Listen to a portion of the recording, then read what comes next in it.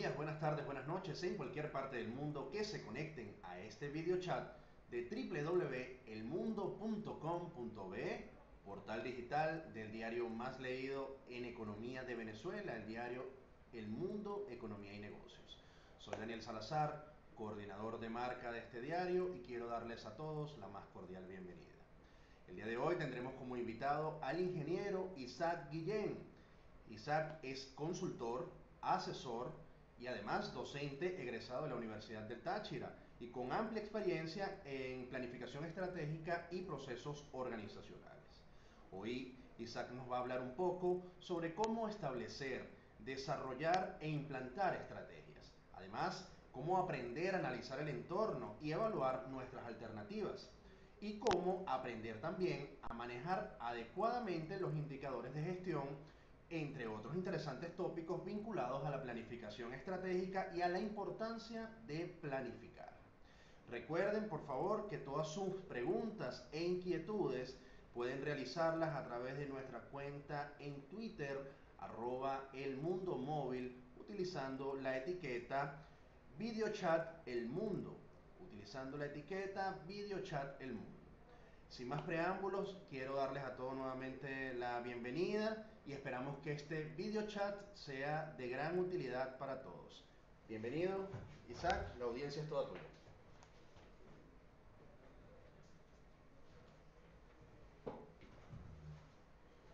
Un saludo nuevamente a todas las personas que se encuentran conectadas acá en el video chat del Mundo. Tal como les comentaba mi amigo Daniel, hoy vamos a hablar un poco de lo que es la planificación estratégica. ¿Qué es planificar? ¿Cómo se planifica basada en una estrategia? Definir de hecho qué es una estrategia y qué elementos podemos utilizar para poder medir el progreso de esas estrategias que nos planteemos. Muy bien, empecemos con qué es planificar. Planificar es simplemente ver a mediano o largo plazo, mejor dicho, ver a futuro un objetivo, visualizar un objetivo e identificar tareas que podemos realizar para llegar a dicho objetivo, a dicha meta. Ahora, ¿cómo es o a qué se refiere la planificación estratégica? Para entender lo que es la planificación estratégica, es mejor entender lo que no es planificar estratégicamente. Muy bien. ¿Qué no es planificación estratégica? Tomar decisiones a futuro. ¿Por qué eso no es planificar estratégicamente? Porque las decisiones precisamente deben darse en el momento en que sean necesarias. Es decir, yo no puedo, por ejemplo, planificar que en un año exactamente mi empresa va a adquirir una nueva maquinaria, porque no sé o no conozco qué situaciones se pueden presentar a lo largo de esos 12 meses que estoy previendo para dicha compra, que puedan hacer inclusive que la adquiera antes. Entonces, entendemos que planificar estratégicamente no es tomar decisiones a futuro, no. Planificar estratégicamente es establecer metas y buscar algunos caminos, de hecho no debe ser uno solo. Si planificamos estratégicamente, debemos plantearnos varias alternativas para poder alcanzar un objetivo o una meta. Ahora bien, empecemos desde lo básico dentro de la organización. ¿Cómo nos establecemos las metas? ¿Cómo nos establecemos objetivos? Bueno, primero que nada, hay muchas organizaciones que tienen esto, pero ni siquiera lo leen o no lo han internalizado, que es lo que se conoce como misión y visión organizacional. He visto en muchas organizaciones que uno entra, la tienen así enmarcada en cada oficina, está impresa por todos lados, pero uno se la pregunta a cualquiera de los empleados y ni siquiera la conocen. Muy bien, entonces es importante primero desarrollar una misión y visión adecuada a la organización y adicionalmente hacer que todos los empleados de la organización, todos los miembros de la organización la internalicen, que es muy diferente a memorizar, ¿sí? Necesitamos que todos los miembros de la organización conozcan, ¿sí?, al menos la idea principal de lo que representa esa misión y visión. Ahora, definamos qué es misión y visión. La misión es el quién soy yo hoy por hoy como organización. Esta debe estar muy claramente definida y conocida por los miembros de la empresa, por todos los miembros de la empresa.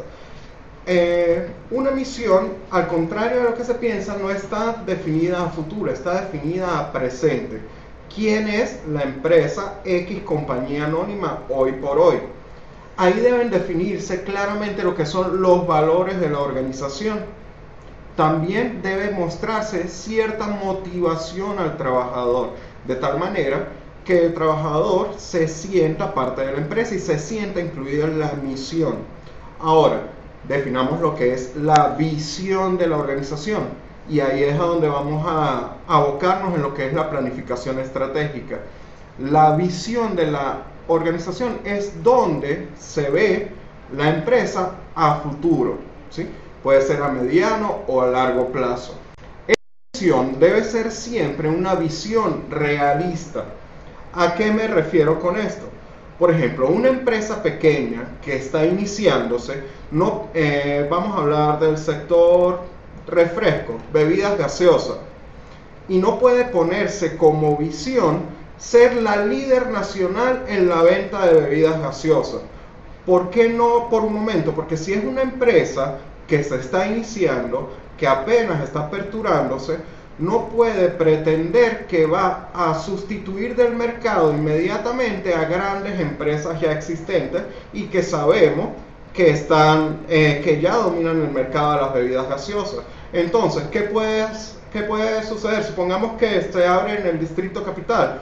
Bueno, ser una de las empresas líderes en la fabricación de bebidas gaseosas en el Distrito Capital. ¿Sí? Entonces, fíjense, tenemos que hablar de visiones realistas. Esa visión de la empresa es el objetivo general que nosotros queremos alcanzar. En base a ese objetivo es que se establecen las primeras estrategias. ¿Cómo vamos a llegar a esa meta final de convertirnos en un líder regional? Bueno, nos vamos a empezar a distribuir el trabajo en equipos dentro de la organización, definiendo tareas básicas que debe realizar cada uno. De esta manera, nos aseguramos que paulatinamente vamos a ir alcanzando poco a poco ese objetivo. ¿Y cómo vamos a saber si lo estamos alcanzando o no? A través de indicadores de gestión. Un poco más adelante vamos a hablar de cómo se define un indicador de gestión, ¿sí? Cómo se mide y qué tanta utilidad tiene o no para la organización. Una vez transcurrido el tiempo y vemos que logramos alcanzar el objetivo final, que era llegar a la visión, los papeles se cambian. Ahora, esa visión, si ya la alcancé, pasa a ser mi misión. Es decir, ya soy el líder regional en la distribución de bebidas gaseosas. Ahora cambio a otra visión, ¿sí? Me planteo un objetivo más grande y repito el procedimiento. Comienzo a establecer algunas tareas o actividades que me lleven a alcanzar ese objetivo. ¿Qué nos quiere decir esto? ¿Qué nos permite observar este fenómeno?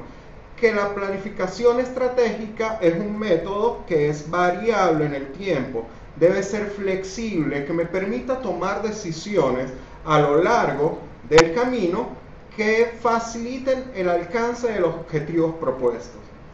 Entonces, hagamos un pequeño repaso de lo que vamos hasta ahora. Lo primero para planificar estratégicamente es establecer misión y visión. ¿Qué es la misión? ¿Quién soy yo hoy por hoy como organización? ¿Qué es la visión? Es una forma realista de cómo me veo yo en un futuro, ¿sí? Recuerden, siempre plantéense objetivos realistas. No hagan visiones demasiado fantasiosas o demasiado, digámoslo así, avariciosas, porque no vamos a alcanzarlo, va a pasar demasiado tiempo para poder alcanzar. Una vez que tenemos una misión definida y una visión definida, bueno, empecemos a ver cómo se van a lo que realmente nos llama la atención de este video chat, cómo se planifica estratégicamente. Muy bien, como les decía al principio del video chat, la planificación estratégica no consiste en tomar decisiones, ¿sí? Consiste en buscar alternativas para llegar al objetivo final, a un objetivo común. Una vez que tenemos la visión planteada, nos proponemos objetivos organizacionales que son progresivos. Por ejemplo, para llegar a ser los líderes regionales de distribución de bebidas, primero debemos mejorar la maquinaria. Bueno, establezcamos un camino de cómo podemos mejorar la tecnología en la organización. Se le asigna trabajo que va a buscar tomar las decisiones adecuadas para alcanzar ese objetivo, ¿sí? Y así sucesivamente vamos a ir alcanzando poco a poco esas pequeñas metas que nos establecimos para llegar a un objetivo grande general, que era alcanzar la misión. Ahora, ¿cómo se planifica estratégicamente? En el año 1979, ¿sí? Un académico de la Universidad de Harvard desarrolla la teoría de las 5 fuerzas de Porter. ¿Qué son las 5 fuerzas de Porter? Son 5 elementos que intervienen en el desarrollo de una estrategia y que pueden representar una barrera o no para desarrollarla. Ahora, ¿cuáles son esos 5 elementos que están presentes? 1. Los compradores o consumidores. 2. Los proveedores. 3. Nuevos productos que puedan convertirse en sustitutos. 4. Posibles nuevos competidores. Y 5, que va relacionada con los otros 4 elementos, que es la rivalidad entre los competidores existentes. Ahora, ¿cómo interviene todo eso para ayudarme a mejorar mi estrategia o para ayudarme a planificar de una mejor manera? Empecemos con los compradores. Por ejemplo, ¿cómo un comprador puede influenciar mi estrategia? Si mi producto o servicio está dirigido a un mercado con una gran cantidad de consumidores, debo estar seguro o debo asumir que son los consumidores quienes van a determinar a la final el precio de mi producto o servicio. ¿Por qué? Porque como son tantos consumidores, ellos pueden organizarse oferta y demanda, cuánto realmente va a costar mi producto. Más aún si tengo otros competidores que ofrezcan un producto similar. Ahora, eso por el lado de compradores. Vamos por el lado de nuestros proveedores. ¿Cómo pueden definir nuestros proveedores nuestra estrategia? Bien, primero que nada, imagínense que para la producción principal de mi producto tengo un solo proveedor principal, ¿sí? Un solo proveedor. ¿Qué sucede si ese proveedor como tal tiene una falla en su suministro? Obviamente mi producción se va a ver afectada también. Debo tener la capacidad de negociación adecuada primero para seleccionar un proveedor adecuado, que yo sepa que siempre va a poder suministrarme la materia prima o el insumo que necesito. 2. Tener proveedores de respaldo. ¿Qué sucede? Si por una u otra razón mi proveedor principal falla, yo tener cómo asumir esa materia prima o ese insumo, cómo adquirirlo para que mi producción principal no se pare. Entonces debemos tener una clara capacidad de negociación, tanto clientes, que son los que van a definir el precio de mi producto o servicio, como con proveedores, que son los que van a definir la capacidad de producción, ¿sí? A menos que nosotros seamos capaces de adquirir todos los canales necesarios para convertirnos en autoproveedores, es decir, autosuministrarnos las materias primas. Si nuestro producto requiere de un insumo A y un insumo B, buscar la manera de hacer alianzas completas, joint ventures, o por ejemplo adquirir a otro proveedor. ¿Qué otro elemento forma parte de las 5 fuerzas de Porter? Los productos sustitutos. ¿Qué sucede si, por ejemplo, yo demoro mucho en abastecer al mercado de mi producto o servicio? Eso le da la oportunidad a un competidor de incluir al mercado productos que puedan sustituir al mío, aunque no tengan las mismas características o no tengan la misma calidad.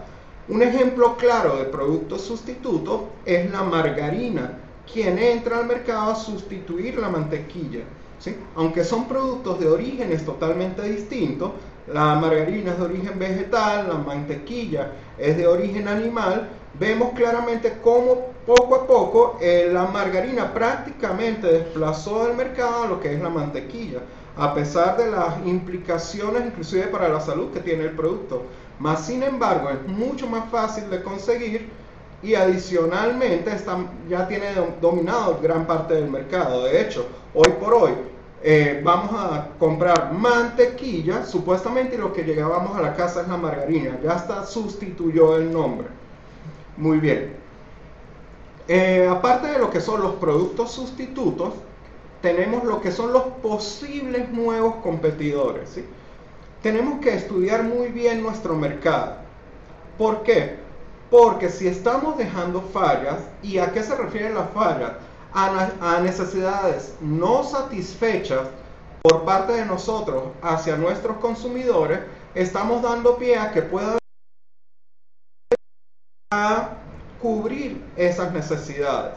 Ahora bien, tampoco es que es tan fácil la cosa, y mucho menos en este país donde es un poco complicado la apertura de nuevas organizaciones, ¿sí? Pero si se da la oportunidad de que otro competidor cubra esa necesidad, téngalo por seguro de que lo va a hacer. Porque aunque no se abra una nueva organización, es posible que otra empresa que se dedica a otro ramo abra una nueva línea de producción o de servicio, de producción de bienes o de servicios para sustituir las necesidades que yo voy dejando sin cubrir, y de esta manera lo que va a hacer es empezar a desplazarme del mercado. Esto obviamente se va a ver afectado, influenciado, bien sea por el posicionamiento que yo tenga en el mercado o inclusive por las regulaciones nacionales. A veces para poder fabricar un producto igual al mío o poder prestar un servicio igual al mío es necesaria una gran cantidad de permisología que muchas empresas simplemente no están dispuestas a hacer. Entonces tenemos que evaluar muy bien eso. Entonces, finalmente la quinta, que es la rivalidad entre los competidores existentes. Y eso es a donde se tienen que plantear mis estrategias, ¿sí? ¿A qué se refiere específicamente esto? Por ejemplo, si yo veo que tengo un buen número de competidores, existe una competencia sana, empezamos a analizar qué puedo hacer yo para darle valor agregado a mis productos. ¿Qué debo hacer para que mi servicio o mi bien se posicione mejor en el mercado que el de mis competidores? Muy bien, pensemos en los compradores. Vamos a analizar fuerza por fuerza de Porter de las que habíamos revisado. Pensemos en los compradores. ¿Cómo posicionarme mejor ante los compradores? Bueno, primero que nada, dándole una mejor calidad o un valor agregado a mi servicio o a mi bien. Si yo logro que mi cliente se sienta mejor con mi producto, obviamente él va a preferir comprármelo a mí sin importar muchas veces el costo que comprárselo a otra persona. Entonces, si mejoro calidad, ¿sí?, en el servicio y además en el servicio o en el bien, y le doy además de la calidad otros valores agregados, puedo estar un poco más tranquilo de que va a ser más difícil desplazarme del mercado de mis compradores. Ahora con los proveedores, precisamente para poder dar un servicio de calidad o fabricar un bien de calidad o con valores agregados, debo contar con materias primas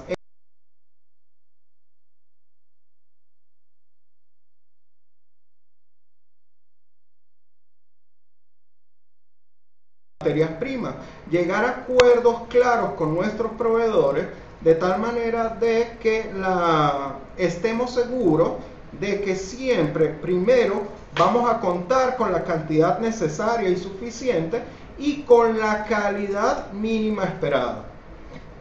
¿Cómo nos aseguramos de que nuestros productos no vengan a ser desplazados por productos sustitutos? Bueno, tratar de hacer continuamente estudios de mercado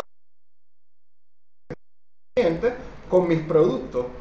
De esa manera puedo estar seguro de que se reducen las necesidades no cubiertas y mi producto va a seguir siendo posicionado. Entonces, como podemos ver, todo sino, está muy enfocado a lo que es la satisfacción del cliente. Mientras más satisfecho esté mi cliente, más tiempo voy a permanecer posicionado en él como consumidor. Y para poderme posicionar en él, debo asegurarme de que el producto sea de calidad y con valor agregado, y a su vez, para que esto se cumpla, debo contar con proveedores de calidad, con canales de distribución de calidad y con toda una logística para que las necesidades de mi cliente se vean atendidas cuando él lo requiere. Eso es a grosso modo, ¿sí? Cómo se plantean estrategias macro, estrategias globales. Pero vámonos a ver cómo podemos plantear estrategias más micro, más dentro de la organización. Muchos de ustedes habrán escuchado lo que es la matriz FODA o la matriz DOFA. Existen varias maneras de llamarlo, ¿sí? Que es identificar fortalezas, oportunidades, debilidades y amenazas en mi organización. Como estamos hablando de que vámonos primero a lo micro, bueno, de esos 4 elementos de la FODA, veamos cuáles pertenecen al interior de la organización. Muy bien. ¿Qué representa la fortaleza? Son elementos internos de mi empresa que me pueden facilitar mejorar el sistema productivo de bien o servicio. Ejemplo de una fortaleza de una empresa X: cuenta con equipos de alta tecnología. Eso es una fortaleza. Otra fortaleza: el capital humano está formado en las mejores universidades, tanto nacionales como extranjeras. Entonces eso me representa a mí una ventaja ante otras organizaciones, mas sin embargo son ventajas internas.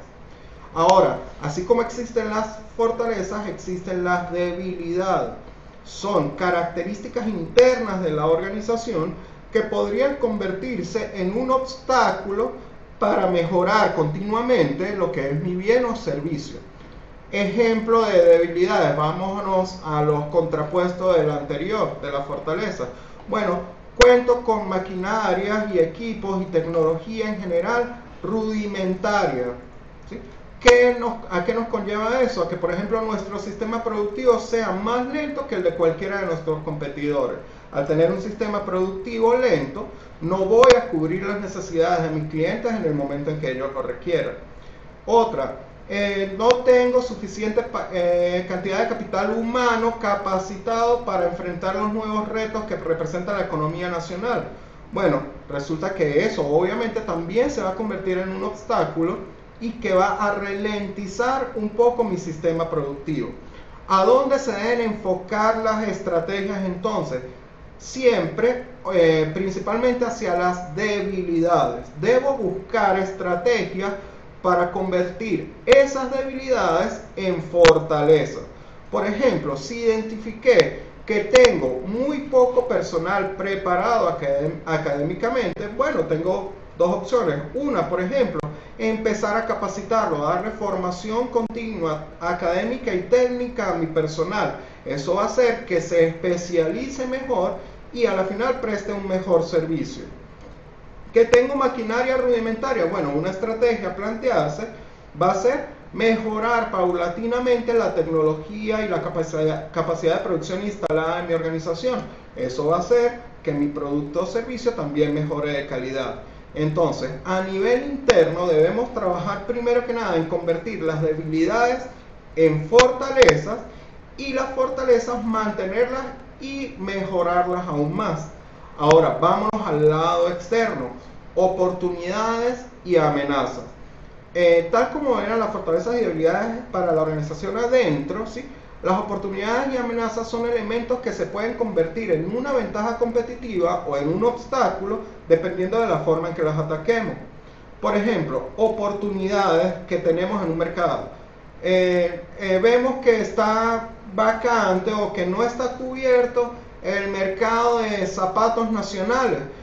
Ejemplo, y resulta que en mi empresa, aunque no es lo que hago usualmente, veo que tengo equipos necesarios hasta para la fabricación de por lo menos las suelas. ¿sí? Ejemplo, si tengo en mi empresa hay varias máquinas de inyección de plástico, sé que yo puedo fabricar suelas para zapatos. Entonces, tengo una oportunidad en el mercado. Así no tenga para confeccionar el resto del zapato, puedo buscar hacer una alianza comercial, un joint venture con otra empresa que sí pueda fabricar esa parte y podríamos cubrir la necesidad de calzado nacional. Entonces, oportunidades son ventajas que se me presentan a nivel externo. Ahora, ¿cuáles son las amenazas?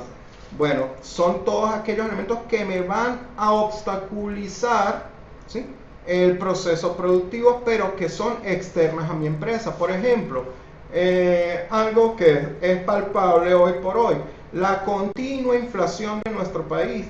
Bueno, eso se convierte en una amenaza para mi empresa. Entonces, en base a las amenazas, debo plantear mis estrategias macro. Debo buscar estrategias económicas, ¿sí?, que me permitan afrontar la inflación que constantemente está presentando nuestro país. Amenaza, están, ¿sí?, que están incursionando en el mismo mercado en otras regiones del país. Bueno, no me están atacando todavía mi mercado, pero sé que si ellos se mantienen en crecimiento va a llegar el momento en que se pueden convertir en un competidor directo. Entonces, ¿qué debo hacer? Comenzar a mejorar toda la calidad de mis productos o servicios, esperando o anticipándome a la introducción de nuevos productos que puedan desplazarme a mí del mercado. Entonces, recuerden, a nivel micro o interior de la empresa, las estrategias van a estar enfocadas a convertir las debilidades en fortalezas y a nivel macro en convertir las amenazas en oportunidades. ¿Cómo se mide todas estas estrategias que nosotros nos vamos a plantear? Que habíamos dicho que eran así como pasos para poder alcanzar pequeñas metas que progresivamente se van a convertir en alcanzar la visión. Bueno, esto se hace a través de lo que se denominan indicadores de gestión. ¿Qué es un indicador de gestión? Es un elemento que me mide el progreso de cualquier actividad que yo decida, ¿sí? Ahora bien, todos los indicadores de gestión, ¿sí?, deben tener algunas características principales. Número uno, deben ser medibles, ¿sí? Yo no puedo cuyos datos en el cual los datos que lo van a alimentar simplemente ni siquiera se puedan medir. Entonces debo siempre asegurarme de que todos los datos que alimenten mi indicador de gestión sean alimentados por información medible. Otra, que sea comprensible, que no importa la persona, ¿sí?, que se designe para la toma de los datos, puede entender qué es lo que está midiendo y adicionalmente que su resultado sea entendible para la persona que solicita la información.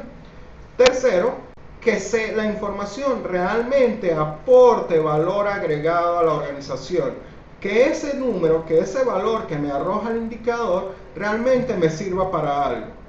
Es importante destacar que los indicadores se diseñan no para que sean permanentes en la organización. Ningún indicador de gestión debe ser permanente.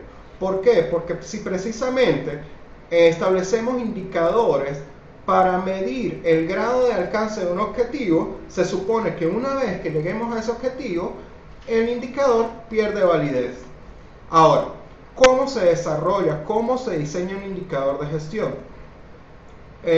No necesariamente un indicador de gestión debe presentarse como la relación entre dos números, que es lo que más comúnmente vemos. Por ejemplo, hay indicadores de gestión que dicen, para medir el desperdicio, unidades defectuosas entre unidades producidas por 100, ¿sí? Eso me va a dar un porcentaje de desperdicio de material, ¿sí?, de reproceso que sea necesario, o me va a medir el porcentaje real de unidades totalmente buenas que van a salir a la calle, o de servicios bien prestados. Fíjense que se presenta como una división. Lo malo entre lo bueno por 100. ¿Sí? De hecho, no debería ser entre el total bueno, sino entre el total general producido. Vámonos a una empresa de servicios, por ejemplo, y vamos a presentar un indicador o diseñar un indicador en forma de relación. Número de quejas recibidas por servicio entre el número total de servicios prestados por 100 me va a dar el porcentaje de quejas que se presentan, ¿sí? ¿Cuándo va a ser este indicador? Bueno, entre más cercano esté a 0, mejor es mi indicador, ¿sí?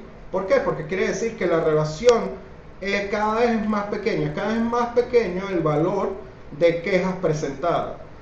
Más sin embargo, no necesariamente el indicador debe representarse como una relación.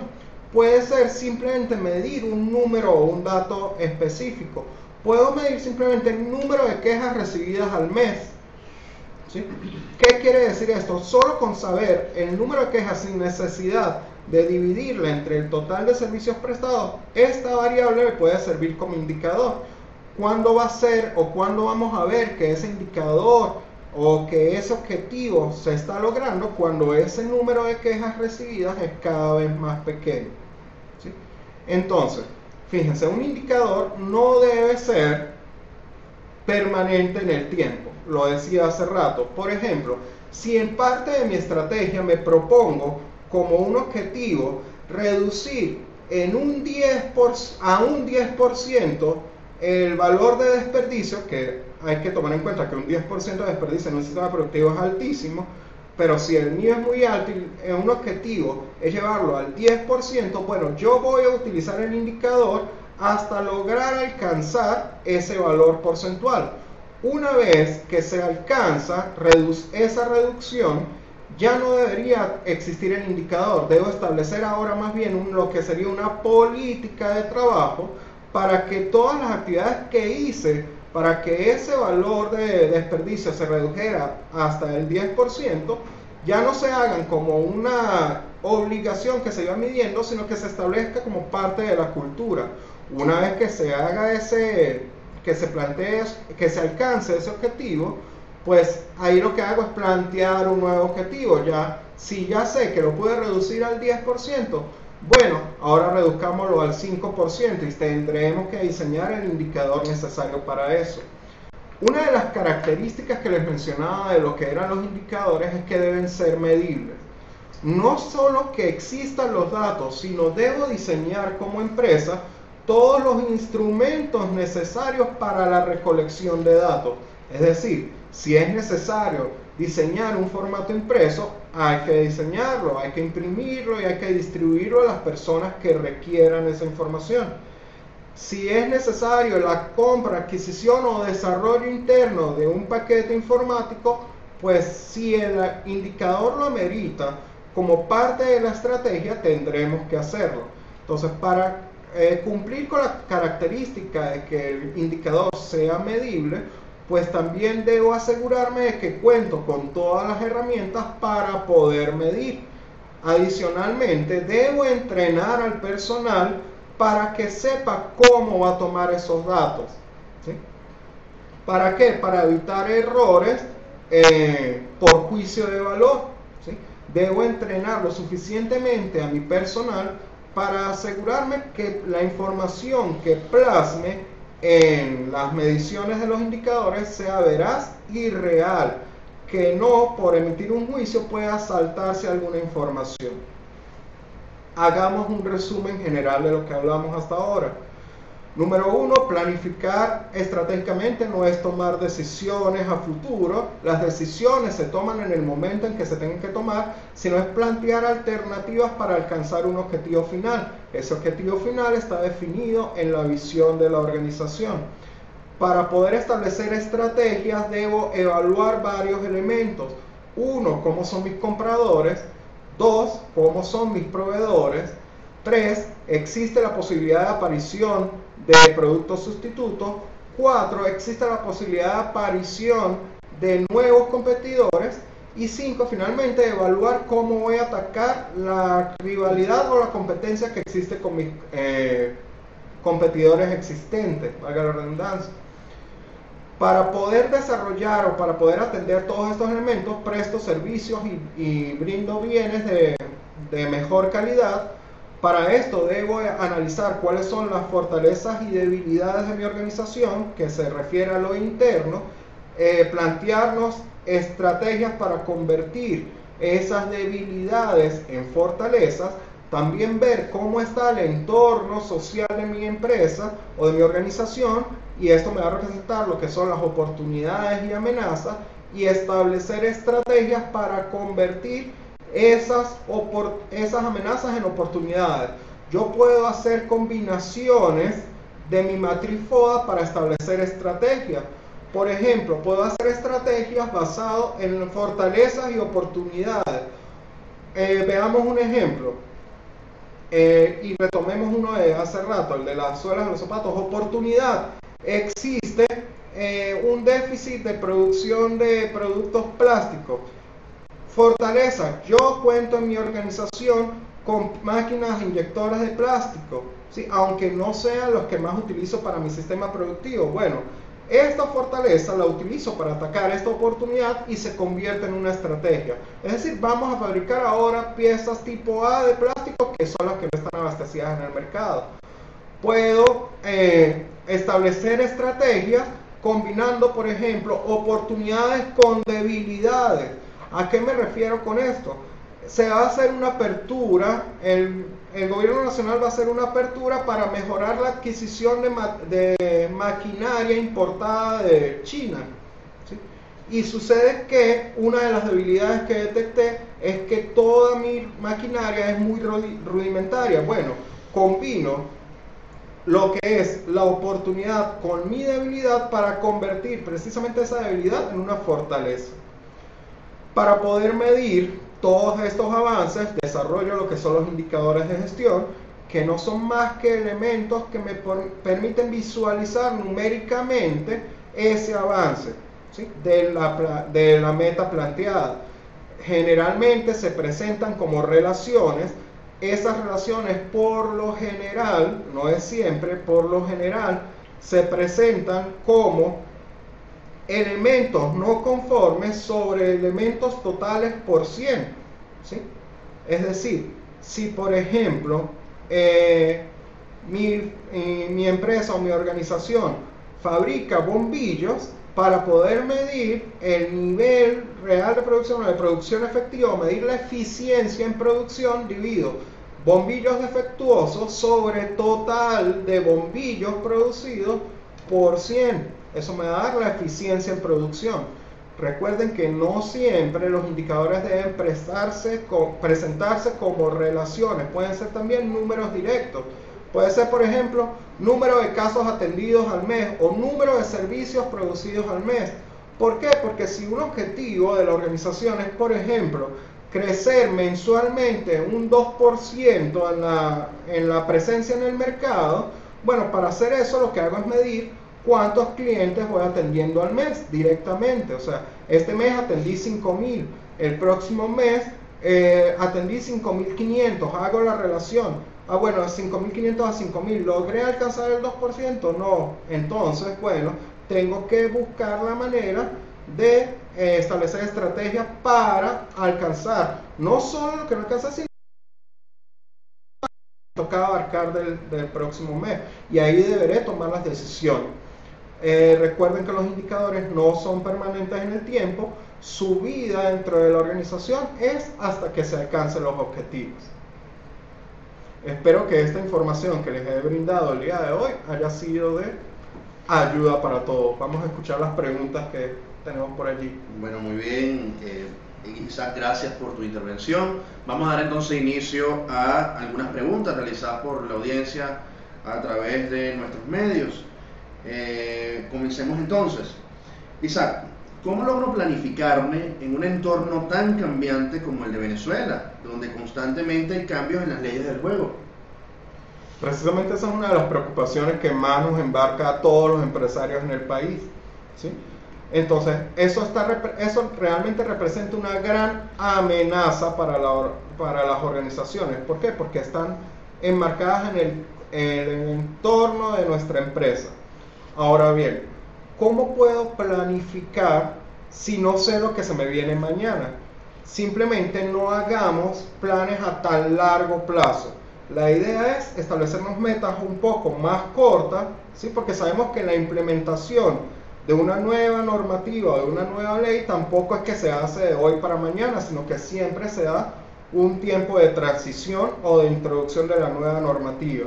Entonces, lo ideal principalmente es no establecerse, en esta situación en la que estamos, no establecer metas a largo plazo, sino si se puede a mediano y corto plazo. Ok, ¿cómo puedo lograr investigar los productos sustitutos?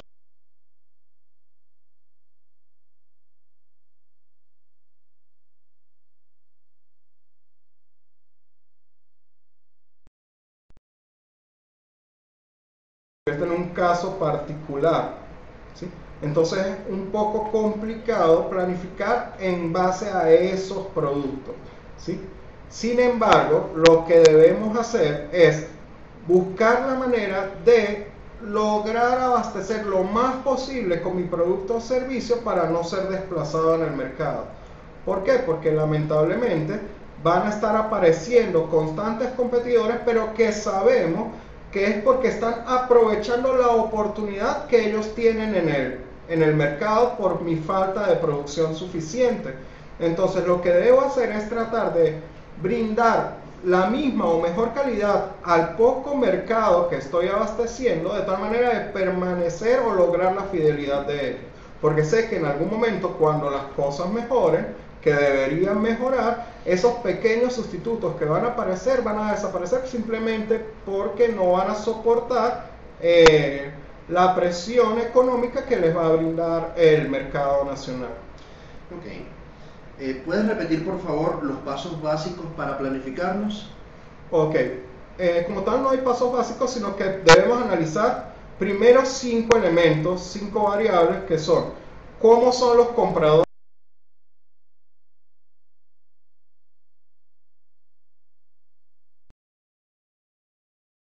identificar posibles productos sustitutos, identificar posibles nuevos competidores y analizar la competencia con las otras empresas que prestan el mismo producto o mismo servicio que yo.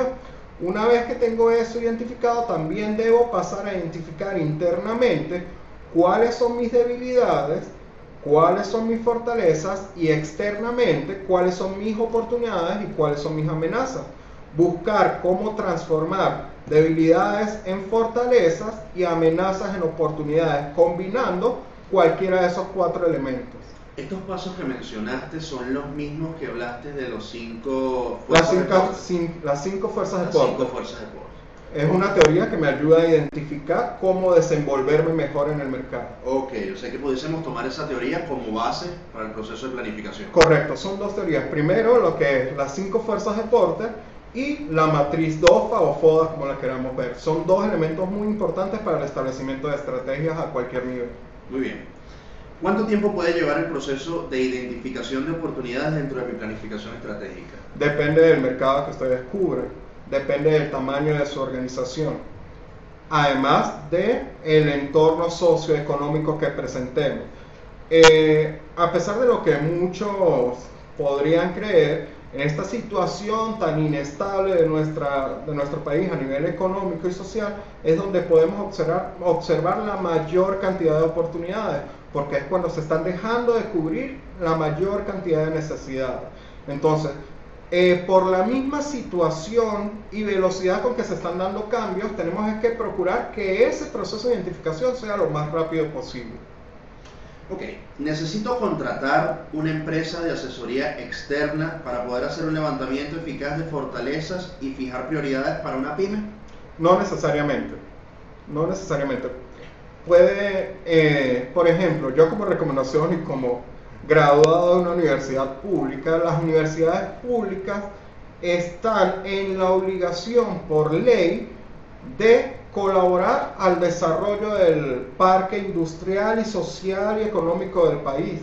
Por ejemplo, yo que soy egresado de la Universidad del Táchira y en lo que es la carrera de Ingeniería Industrial, a partir del sexto semestre se envía a todos los estudiantes a la calle, a las empresas, a ayudarles a mejorar. Ustedes pueden asistir como organización al departamento de pasantía o de extensión de las universidades públicas y ellos con seguridad le van a enviar estudiantes que los ayudan a mejorar el proceso. Estamos hablando de pymes que no cuentan con los recursos necesarios para contratar consultoras grandes que de verdad en muchos casos son costosas, entonces pueden contar con lo que son las universidades públicas. Ok, ¿qué indicadores de gestión sugieres para poder medir el plan? No hay una sugerencia específica porque depende de los objetivos que usted como empresa se plantee. Si, por ejemplo, yo detecto que en mi empresa hay mucho desperdicio, ¿sí?, de materia prima o de producto terminado, mis indicadores tienen que estar diseñados para medir precisamente eso. Si yo lo que veo es que hay demasiado tiempo de ocio en los trabajadores, debo diseñar indicadores que me midan ese tiempo de ocio, o más que todo que me midan el tiempo de actividad para poder buscar otra actividad a realizarse durante ese tiempo de ocio. Entonces, no es que se recomiende un indicador general para todas las empresas, sino que simplemente, una vez que detectamos mis debilidades y decido convertirlas en fortalezas, diseño indicadores para medir esa transformación. Muy bien. ¿Puedes por favor recomendarnos alguna bibliografía o autor sobre el tema de planificación estratégica?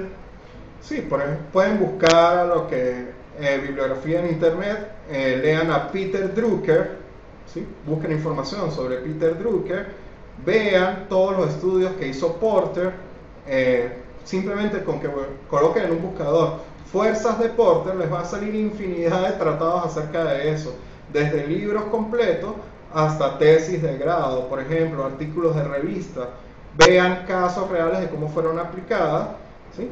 Y, por ejemplo, en lo que es bibliografía, por lo menos yo la leí mucho en la universidad y es un muy buen autor, Peter Drucker. Ok, ¿dónde puedo obtener más información de este tema? ¿Usted da cursos o talleres?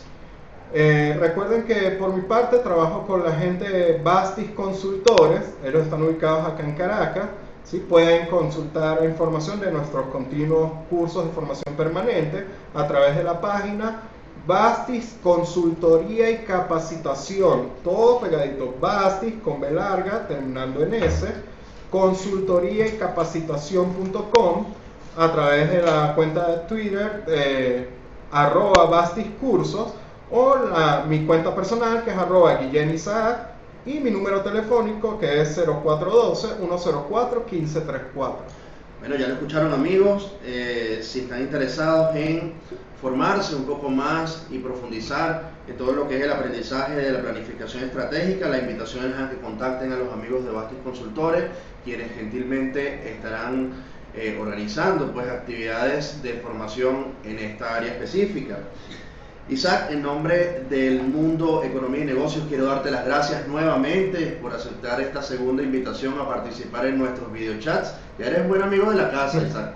Gracias a ustedes. Bueno, a ustedes, nuestras audiencias, gracias nuevamente por conectarse a nuestros videochats.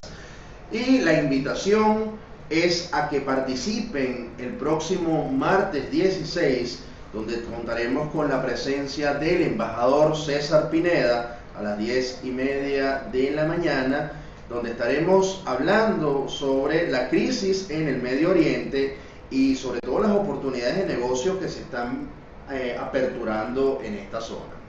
Bueno, no me queda más que despedirme en nombre del Mundo Economía y Negocios y será entonces hasta una próxima oportunidad. ¡Feliz día!